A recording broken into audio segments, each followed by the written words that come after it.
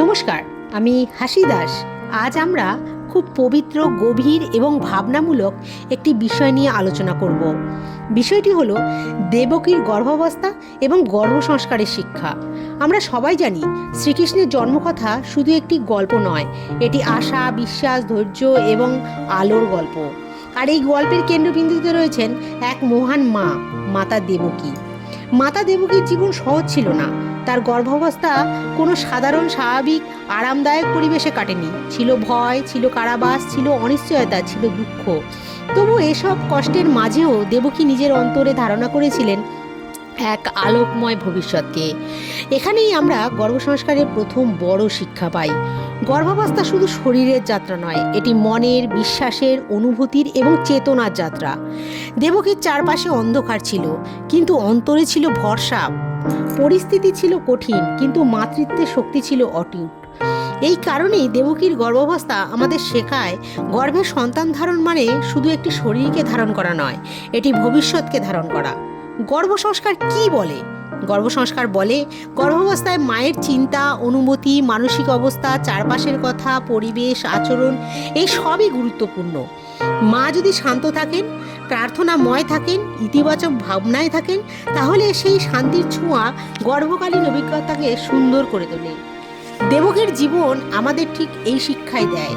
তিনি হয়তো রাজপ্রাসাদের সুখে ছিলেন না, তিনি হয়তো স্বাভাবিক মাতৃত্বের আনন্দ পুরোপুরি পাননি, কিন্তু তিনি এক অসাধারণ সহিষ্ণুতা, বিশ্বাস এবং মানসিক শক্তির প্রতীক হয়ে উঠেছিলেন।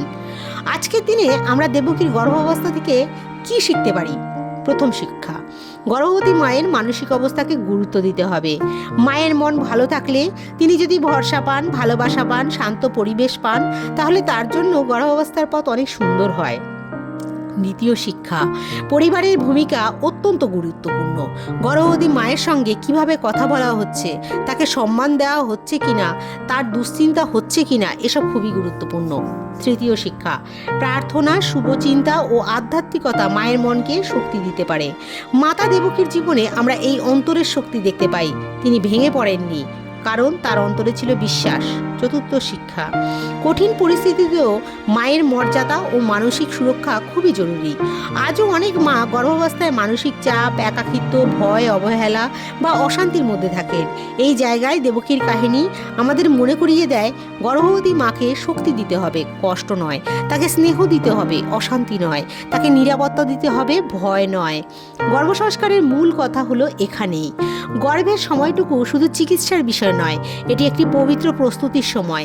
এই সময় মায়ের খাদ্য যেমন জরুরি, তেমনি জরুরি তার মানসিক শান্তি। যেমন জরুরি তার বিশ্রাম, তেমনই জরুরি তার পরিবারের কোমল আচরণ। যেমন জরুরি পুষ্টি, তেমনি জরুরি ভালোবাসা।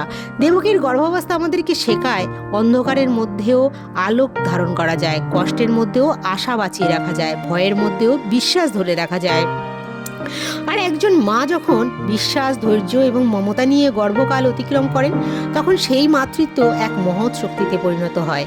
তাই আজকের এই ভিডিওর মাধ্যমে আমি একটি কথাই বলতে চাই, যে ঘরে গর্ভবতী মা আছেন, সেই ঘরে ঝগড়া কম হোক, সেই ঘরে রাগ কম হোক, সেই ঘরে কটু কথা কম হোক, আর সেই ঘরে ভালোবাসা, প্রার্থনা, কোমল আচরণ এবং শান্তি বেশি হোক।